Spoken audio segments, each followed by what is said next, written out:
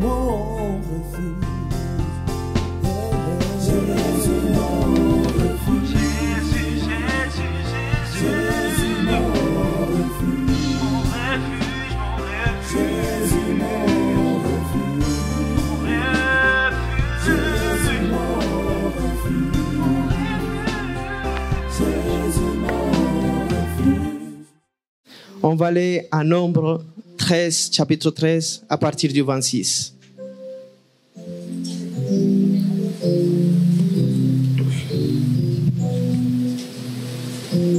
Nombre, chapitre 13, à partir du 26. Amen. Alors arrivé, il s'est rendu auprès de Moïse et d'Aaron et de toute l'assemblée des enfants d'Israël à Kadès dans le désert de Paran. Ils leur firent un rapport ainsi qu'à toute l'assemblée. Et il leur montre les fruits du pays. Voici ce qu'il raconte à Moïse. Nous sommes allés dans le pays où tu nous as envoyés. À la vérité, c'est un pays où coule le lait et le miel. Et on voici les fruits. Mais le peuple qui habite ce pays est puissant. Les villes sont fortifiées, très grandes. Nous y avons vu des enfants d'Anak. Les Amalécites habitent la contrée du Midi. Les Essiens, les Jabusiens et les Amoréens habitent la montagne. Et les Cananéens habitent près de la mer et le long de Jourdain. Caleb fit taire le peuple qui murmurait contre Moïse. Il dit, montons, emparons-nous du pays, nous y serons vainqueurs. Répète avec moi, montons, emparons-nous du pays et nous y serons des vainqueurs. Mais les hommes qui étaient allés avec lui, nous ne pouvons pas monter contre ce peuple, car il est plus fort que nous. Et il décrit devant les enfants d'Israël le pays qu'ils avaient exploré. Et il dit, le pays que nous avons parcouru pour l'explorer est un pays qui dévore ses habitants. Tous ceux que nous y avons vus sont des hommes d'une haute taille. Et nous y avons vu les géants d'enfants d'Anak et de la race des géants. Nous étions à nos yeux et à l'heure comme des sauterelles. Amen. Alors le peuple d'Israël, il est parti pour voir c'était quoi la terre que Dieu il allait leur donner. Mais quand ils viennent avec des fruits, ils viennent avec plein de trucs de ce pays. Et c'est vrai qu'il y avait tout ce que Dieu avait promis. Mais où il voit autre chose. Il ramène les fruits, le miel, il dit c'est vrai. C'est un pays où coule le miel et le lait. Mais il y a des géants. Mais il y a des races. Mais c'est une ville fortifiée. Et là, où même ils se voient comme des sauterelles. Amen. Aujourd'hui, je viens te dire quelque chose. Dieu veut que tu t'empares de la terre qu'il t'a donnée. Il veut que tu montes là où il t'a appelé. Amen. Qu'est-ce qui se passe avec ce peuple? Il avait une mentalité esclave. Ils ont peur, ils connaissent pas, ils ont vu Dieu, mais ils croient pas en Dieu. Dieu, il a donné, je te donne cette terre. Mais eux, ils sont quand même allés vérifier. Ils ont vu qu'il y avait la promesse, mais ils ont vu qu'il y avait des géants aussi. Et là, au Nombre 14:4, il dit, et ils dirent l'un à l'autre, nous sommes un chef et retournons en Égypte. Amen. Leur mentalité esclave. Ils ont vu quand même qu'il y avait des grandes choses dans cette terre. Mais ils ont murmuré pour Dieu. Ils ont murmuré, ils ont dit pourquoi on est venu là pour se faire tuer. On est venu là, jusqu'à là, Dieu nous a amenés, pourquoi il ne nous a pas laissés en Égypte? Cherchons un chef. Un chef, il parlait parce qu'en Égypte, ils avaient des chefs qui les conduisaient, les forçaient à travailler. Et beaucoup d'entre nous, on a une mentalité d'esclaves. On murmure dans les églises. On murmure, on va, on n'est jamais content de ce que Dieu nous a donné. Mais je veux te dire aujourd'hui, chaque jour que tu te lèves, tu dois rendre grâce à l'Éternel pour cette nouvelle journée. Ne murmure pas contre l'Éternel. Pourquoi ci, pourquoi ça? Pourquoi moi ça m'arrive ça? Pourquoi ça? Regarde mon voisin, regarde lui. Ils suivent pas l'Éternel, mais lui, il a une voiture et moi, j'ai pas une voiture. Ça, c'est murmurer contre l'Éternel. Ils ont trouvé un chef. Les gens qui ont une mentalité esclave, ils cherchent quelqu'un qui les mette un joug. Ils cherchent un chef. Ils cherchent quelqu'un qui lui dit, si tu t'en vas de cette église, tu vas être maudit. Mais je veux te dire quelque chose. Jésus-Christ, quand il a dit, il faut manger de mon corps et boire de mon sang, quand les gens ils ont cru des choses, ils ont commencé à partir. Et oui, il les a dit aux disciples, si vous voulez partir, partez aussi. Parce que Dieu, il veut des personnes libres. Que quand tu viens à l'église, tu le fasses avec liberté, avec joie. Quand tu adores Dieu, tu le fasses avec joie, pas avec une mentalité esclave. Parce que les gens me voient, parce que le pasteur, il est là. Ça, c'est les gens qui sont une mentalité esclave. Ils cherchent un chef pour se faire diriger comme le peuple d'Égypte. Parce qu'ils ne sont pas sortis encore de l'esclavitude. Alors, ils cherchent quelqu'un qui les mette un joug. Il lui dit, tu fais ça.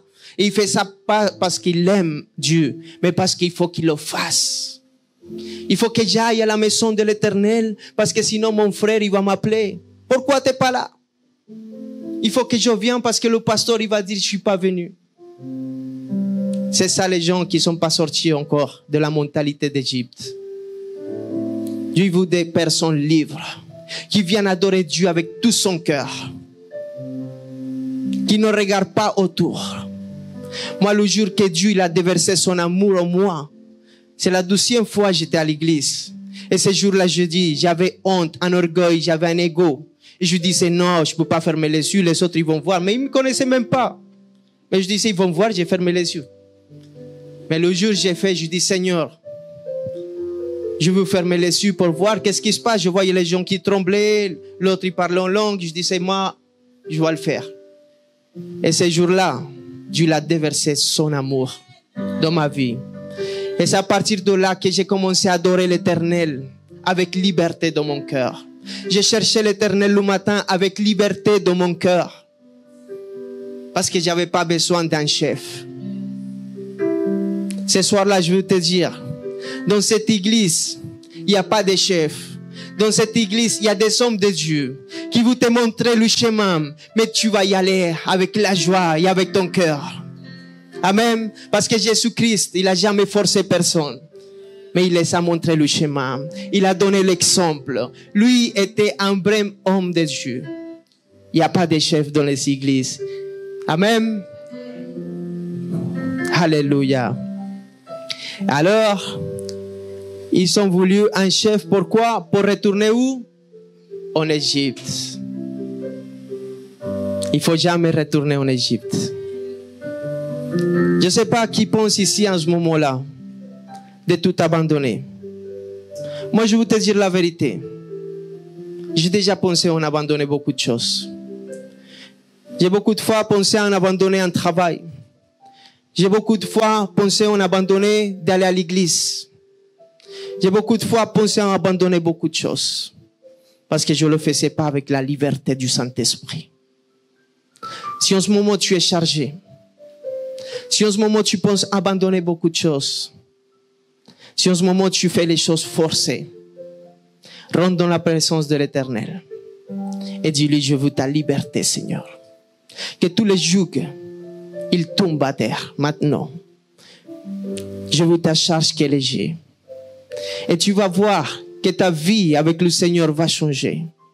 Maintenant, tu vas pas faire les choses par obligation, mais parce que tu as la joie du salut. C'est lui qui t'a sauvé. Aujourd'hui, à ce moment-là, Dieu veut faire beaucoup de choses dans ta vie. Mais c'est toi qui freines la bénédiction de Dieu. Parce que tu fais pas les choses avec la joie. Parce que tu aimes le Seigneur, mais parce que tu es forcé à venir. Parce que tu es forcé à faire beaucoup de choses. Et ça freine la bénédiction. Là, tu travailles pour rien. Tu fais les choses en vain. Amen. Alléluia. Et alors, ils sont partis. Ils avaient une mentalité quoi? Esclave. Ils cherchaient quoi? Un chef. Quelqu'un comme en Égypte. Quelqu'un qui les manipule, qui les fasse travailler, qui les fasse porter un joug. Amen. Et deuxièmement, il y avait quoi? La murmuration. Ah, la murmuration. Dieu, il n'aime pas ça. Quand Caleb, il a entendu ça, il y avait 12 hommes. Il y avait plusieurs hommes qui sont partis voir cette terre. Mais il y a 12 hommes qui pensaient différents à les autres. Les autres, ils murmuraient, ils voyaient les choses mauvaises. Mais Caleb, qui était vu, c'était le plus âgé. Lui, il a dit, lui, il a fait taire le peuple qui murmurait contre Moïse. Pourquoi? Parce que lui, il a dit, moi, je vais prendre possession. Moi, je vais monter voir cette terre. Je ne sais pas ce que tu préfères. Si tu préfères la murmuration ou si tu préfères prendre possession. Amen. Je vais vous raconter une histoire d'un garçon qui allait à l'église. Et à chaque fois qu'il allait à l'église, il voyait des choses pas bien. Il disait, ah, la sœur, elle fait ça. La sœur, elle s'habille comme ça. Le frère, Pasteur Carlos, il parle pas bien français. Et à chaque fois, il voyait quelque chose. Tout le temps, il critiquait, il murmurait.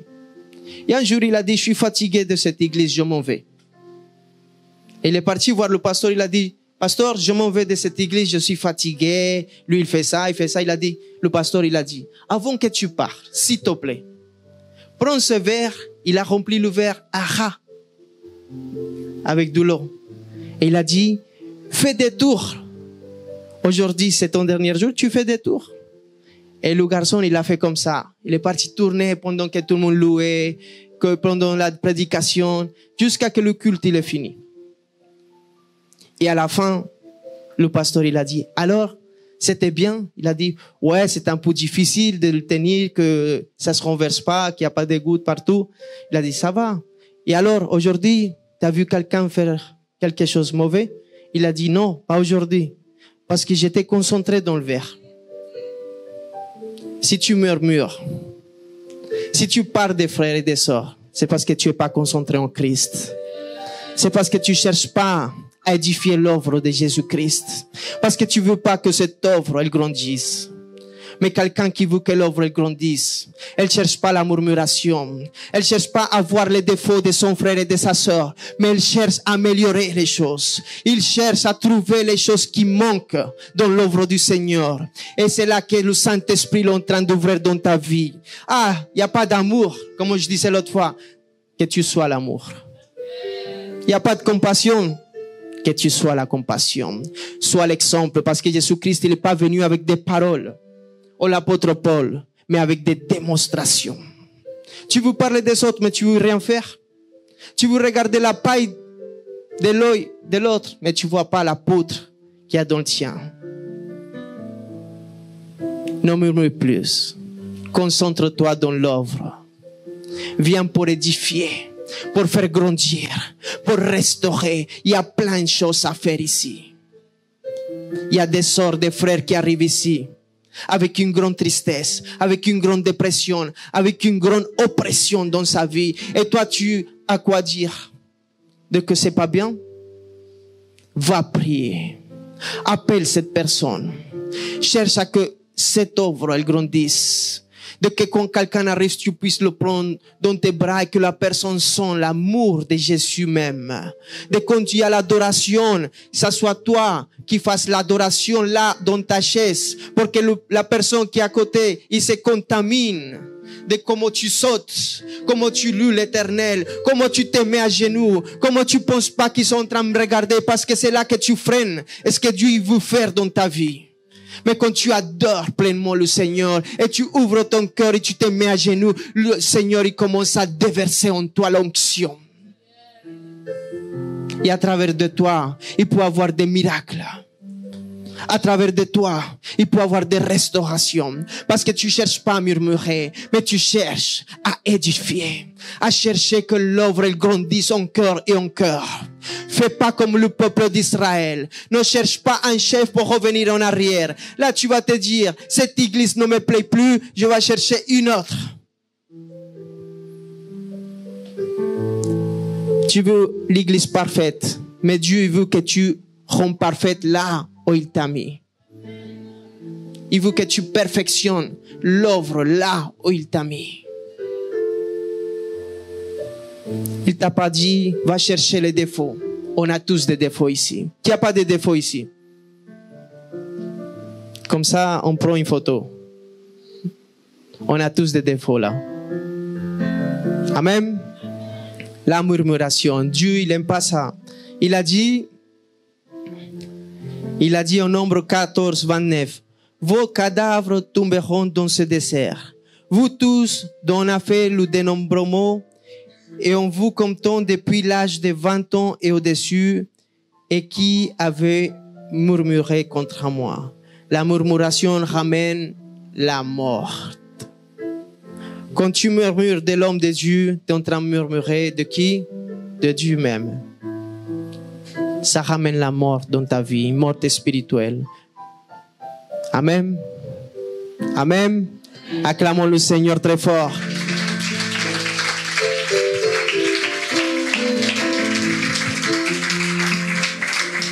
Troisièmement, qu'est-ce qu'il cherche Dieu? Que tu lui fasses confiance pleinement. Au nombre 14:34 dit, du même que vous avez mis 40 jours à explorer le pays, vous porterez la peine de vos iniquités 40 années. Une année pour chaque jour, et vous saurez ce qui c'est d'être privé de ma présence. Amen. Dieu, il les a donné une terre. Mais eux, ils ont envoyé des personnes pour explorer et ils ont mis 40 jours là-bas. Moi, si Dieu, demain me dit, je te donne ça, moi, je sais que ça, c'est bon pour moi. Mais eux, ils sont partis voir, ils ont dit, la terre, elle est grande, elle est fortifiée, elle est petite. Ah, je sais pas si on peut rentrer, je sais pas. Vous voyez, ils n'ont pas fait confiance à qui? À l'Éternel. Dieu veut que tu lui fasses confiance pleinement. Et s'il t'a mis ce soir ici, c'est parce qu'il veut faire quelque chose dans ta vie. Si tu es là ce soir, c'est parce qu'il va faire des grandes choses dans ta vie. Mais si tu ne le crois pas, qui va le croire? Est-ce que tu le crois? Est-ce que tu le crois? Si tu le crois, ça va se faire. Personne ne peut le croire pour toi. C'est ta foi. C'est ta foi qui va t'amener. Va t'amener à servir dans les petites choses et après il va te mettre où? Dans les grandes choses. Mais il faut commencer déjà par les petits. Des fois on dit, je ne sais pas quoi faire dans l'église. Le prédicateur, il parle toujours la même chose. Mais c'est parce que c'est ton temps de servir aussi. On reçoit, mais il faut qu'aussi on donne. On n'est pas venu juste pour recevoir. On est venu aussi pour donner. Amen. Alors tu le crois? Amen. Alors, qu'est-ce qui s'est passé? Ça, quand on ne fait pas de confiance, ça retarde l'accomplissement. Il devait rentrer plus tôt dans la terre de Canaan, mais il a dit, pour chaque jour que vous êtes passé là-bas, je vous donne combien? Un an. Wow. 40 jours pour 40 ans dans le désert. Maintenant, j'ai envie de faire confiance à Dieu. Je ne veux pas passer 40 ans. Je ne veux pas qu'à cause d'un jour, je passe un an. Je veux que Dieu fasse dans ma vie. Je veux que maintenant, à partir d'aujourd'hui, j'ai entendu ces paroles, je puisse faire confiance à Dieu. Et si un jour, Dieu vous a fait une promesse, et si ce n'est pas accompli encore, c'est parce que vous ne l'avez pas fait pleinement confiance. Vous avez douté. Mais Dieu, il va le faire dans ta vie. Ça va s'accomplir. Il va te donner la terre de Canaan. Là où tu vois des géants. Là où tu vois beaucoup d'obstacles. Cette terre, il va te la donner. Le problème, c'est que tu continues à avoir des géants. Le problème, c'est que tu continues à avoir des obstacles dans cette terre. Amen. Et alors, cette prédication s'appelle, j'ai pas dit, s'appelle Montons, emparons-nous et soyons des vainqueurs. Amen. Alors, montons, emparons-nous et soyons des vainqueurs. Amen. Amen. Quand Dieu te donne une possession, ne cherche jamais à voir si c'est petit, grand. Empare-toi d'elle. Parce que lui, il va te surprendre. Il va te surprendre. Il va te surprendre. Amen. Cherche plus à traîner avec les gens qui murmurent. Cherche toujours des Caleb. Cherche des Josué dans ta vie. Cherche des Néhémie. Qui connaît Néhémie? Quand il a su qu'il y avait des portes dans Jérusalem qui étaient détruites, qu'est-ce qu'il a fait? Cherche des Néhémie dans ta vie. Il est parti reconstruire les portes. Si tu es un Néhémie, viens reconstruire quand tu viens ici. Viens restaurer. On a besoin de Néhémie. On a besoin de Caleb, de Josué. Néhémie, il a reconstruit les portes. Mais après ça, quand il a reconstruit ça, il se réunissait dans les places pour parler de la loi. Esdras, c'est lui qui connaissait la parole par cœur, parce que quand ils sont sortis de Babylone, ils avaient perdu la parole. Mais Esdras, il les a réunis dans la place. Et quand il a commencé à parler des lois et des préceptes, tout le peuple, il a commencé à pleurer et à louer l'Éternel. Ils ont commencé à rendre grâce depuis qu'ils sont sortis d'Égypte. Ils avaient déjà passé un temps, ils avaient passé déjà des générations. Mais eux, ils se sont rappelés d'où l'Éternel les avait sortis. N'oublie jamais d'où l'Éternel t'a sorti. C'est pas parce qu'ils sont passés 10 ans, 15 ans, 1 an, 12 ans, et que maintenant, il y a un problème dans ta vie. Il y a une terre à s'emparer et que tu vois des géants. Tu as oublié déjà ce que Dieu a fait dans ta vie. Tu as oublié les miracles que Jésus-Christ il a fait dans ta vie. Tu as oublié qu'il t'a sorti de l'addiction. Tu as oublié d'où il t'a sorti. Où les gens ils disaient c'est pas possible. Et maintenant quand tu vois un géant, même toi tu dis c'est impossible. Donc il t'a déjà fait des choses énormes. Tu es un miracle ici. Le fait que tu sois là, tu es un miracle. Personne ne peut changer le cœur d'un homme. Mais Jésus-Christ l'a fait dans ta vie. Et ça, c'est un miracle. Ça, c'est une chose impossible. Maintenant, pourquoi tu as peur des géants? Pourquoi tu as peur des pays fortifiés? Si Dieu te l'a donné, il t'a dit, c'est ça où tu vas rentrer. Dans le pays où il y a la miel et le lait. On parle toi de la France. On parle toi de ton université. On parle toi de ton école. On parle toi de ton travail. Dieu te l'a donné. Rappelle-toi bien ce soir que tu es la tête et pas la queue. Où tu vas, tu es la tête. On parle toi. Il t'a donné possession. Tu dois, où ton pied il rentre, c'est ta terre. Dieu t'a donné les clés. Amen. Qui vous sont parés de la France, qui vous sont parés de ce stade, qui vous sont parés de toutes les parties importantes de la France, la politique, la présidence. Dieu vous a donné la possession de la France. Dieu vous a donné la possession de la terre entière. Amen. Amen. Alors, il a dit, Caleb, montons. Waouh. On doit tous monter. Qui vous montez ce soir-là? Tu sais pourquoi? Parce que je dois monter dans les lieux.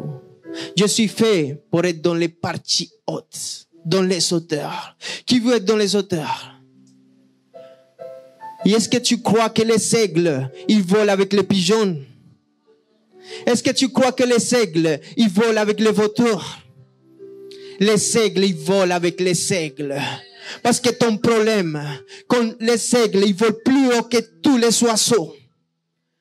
Parce que tes problèmes, quand tu es dans les hauteurs, ils deviennent vraiment petits. Parce que quand tu es dans les hauteurs, les géants deviennent petits. Parce que quand tu es dans les hauteurs, les pays fortifiés sont rien devant toi. Parce que celui qui vit en toi, il a déjà vaincu le monde. Qui est un vainqueur ce soir ici? Lève ta main et dis, je suis un vainqueur. Je suis né pour les hauteurs. Je suis né pour les lieux hauts. Je vole comme l'aigle. Et maintenant je vois que mes problèmes sont petits. Que les géants sont petits. Que les pays fortifiés me sont donnés en possession. Et aujourd'hui je m'empare. Parce que le royaume des cieux souffre violence. Et seulement les violents s'emparent. Alléluia. Clame le Seigneur très fort. Philippiens 4:13. Je puis tout par celui qui m'est fortifié. Que dirons-nous donc à l'égard de ces choses? Si Dieu est pour nous. Mais dans toutes ces choses, nous sommes plus que par celui qui clame Jésus-Christ ce soir. Et tu es un vainqueur. Tu es un vainqueur, lève-toi. J'espère que cette prédication t'a édifié. La Bible dit dans la lettre aux Romains, au chapitre 10, verset 9, que si tu reconnais publiquement que Jésus est le Seigneur et que Dieu l'a ressuscité d'entre les morts, alors tu seras sauvé. Je t'invite à faire cette prière avec moi afin de recevoir la vie éternelle. Là où tu es, tu peux fermer tes yeux et dire « Seigneur Jésus-Christ, je t'ouvre mon cœur. Je reconnais mon péché devant toi. Je te remercie d'avoir porté, Seigneur, toutes mes fautes à la croix et de m'avoir offert la vie éternelle. Je crois que tu es le Fils de Dieu, que tu es mon Seigneur et mon Sauveur. Je reçois ton Saint-Esprit aujourd'hui. Je pardonne toutes les personnes qui m'ont fait du mal dans ma vie, Seigneur. Et j'accepte ton amour au nom de Jésus. Amen. Je peux également venir le lundi et jeudi à 19h30 à notre église Jésus mon refuge, ou bien les cultes au samedi à 18h. À Paris, 76 rue Pierre Soulier, 75 020 métro Porte des Lilas. Que Dieu te bénisse.